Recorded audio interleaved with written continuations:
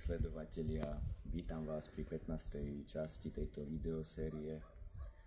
Najskôr by som vás chcel informovať, kam som sa pohol s knihou. V poslednom období sme pracovali na dokončení PDF-ka potrebného pre vytlačenie prvotného nátlačku.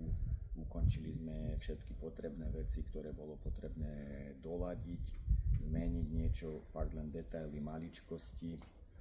Grafik to zapracoval do sadzby a na začiatku nasledujúceho týždňa dôjde k vytlačeniu prvého vytlačku, ktorý bude kontrolný, bude slúžiť na to, aby sme si ho ešte raz pokojne a dôkladne prešli, aby sme potom mohli pristúpiť k tomu, že je všetko v poriadku a k ďalším úkonom, aby sme sa mohli posunúť.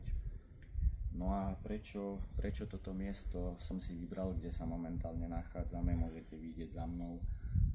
Je to kostol svätej Panny Márie na Živčákovej v Korni a vybral som si ho z toho dôvodu, lebo úzko súvisí aj s mojou knihou.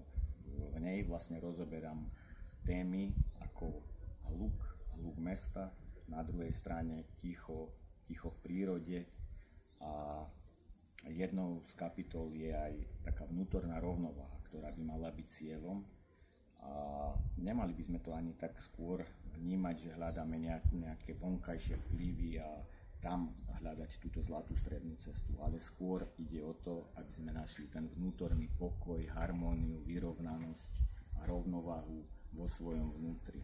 Čiže to je najpodstatnejšie a práve preto je teda toto miesto zvolené na dnešné video, lebo tu takéto prostredie nám presne tento pocit poskytuje a tu sa môžeme stíšiť, zamyslieť, prísť na tie myšlienky, ktoré sú potrebné, aby sme takúto rovnováhu dosiahli.